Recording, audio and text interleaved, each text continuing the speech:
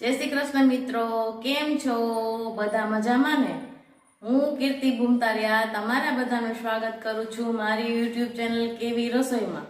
આજે હું લઈને આવી છું બાળકોને પ્રિય એવી ચીઝ સેન્ડવિચ. તો ચાલો આપણે રેસીપી શરૂ કરીએ. સૌ પ્રથમ સેન્ડવિચ બનાવવા માટે મેં 10 થી 11 નંગ બટેકા લીધા છે. હવે તેની છાલ ઉતારી લેશું. છાલ ઉતારવાથી બટેકા ઝડપથી બફાઈ જાય છે. હવે આપણે એને મીડિયમ સાઇઝના ટુકડા કરી લેશું.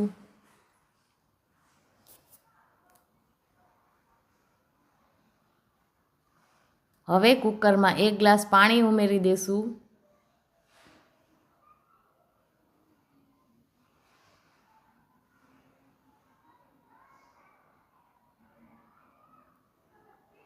અને ઢાંકણ ઢાંકી કુકરને બંધ કરી દેશું. અને 4 વિસલ વાગે ત્યાં સુધી આપણે બટેકાને બાફવા માટે ઇન્ડક્શન ઉપર મૂકી દેશું.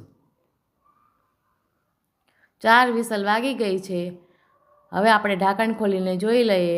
આપણા બટેકા બફાઈ ગયા છે, તમે જોઈ શકો છો. હવે આપણે બટેકાને એક મોટા વાસણ પર કાઢી લેશું અને મેસરથી બટેકાનો માવો તૈયાર કરશું.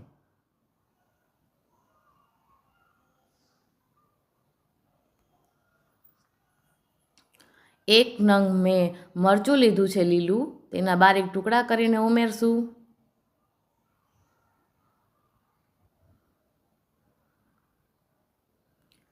સ્વાદ પ્રમાણે નમક ઉમેરશું.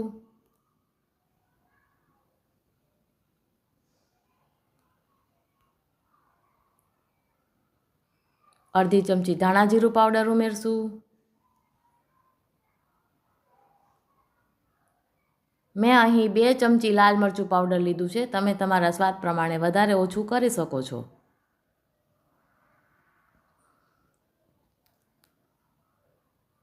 અડધી ચમચી હળદર પાવડર લેશું.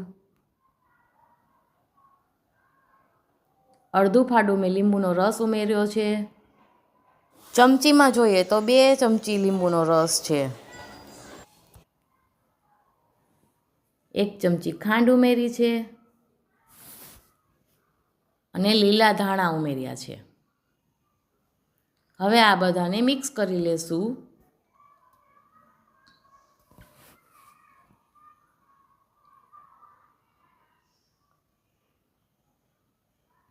તમે જોઈ શકો છો આપણો બટેકાનો મસાલો તૈયાર થઈ ગયો છે. હવે આપણે મસાલાને એક બ્રેડમાં બધી બાજુથી ભરી લેશું.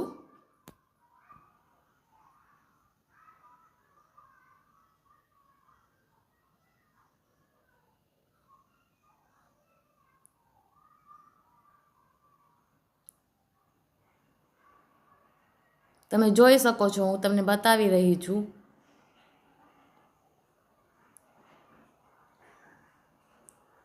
હવે બીજી બ્રેડમાં પણ આ રીતે આપણે બટેકાનો મસાલો ભરી લેવાનો છે.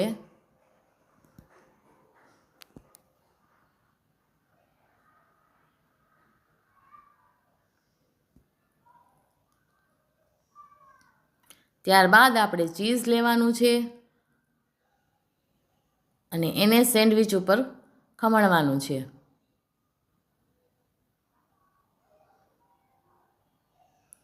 તમે ચીઝ તમારી રીતે વધારે ઓછું કરી શકો છો.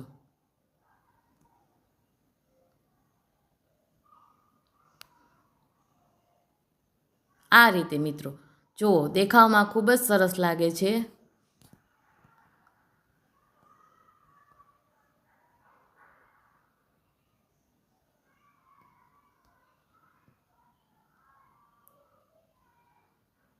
હવે આપણે તેના ઉપર બીજી બ્રેડ મૂકી દેશું.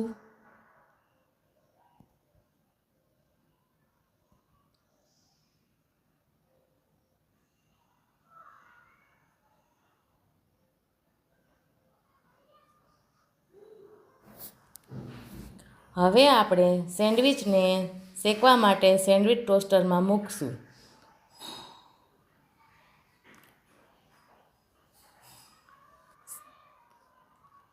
તમે જોઈ શકો છો આપણી સેન્ડવિચ શેકાઈ ગઈ છે.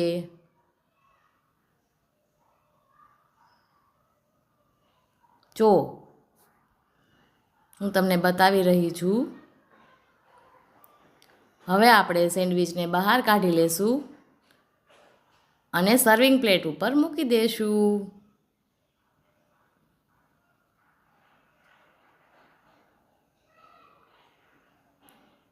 તો તૈયાર થઈ ગઈ છે આપણી ચીઝ સેન્ડવિચ.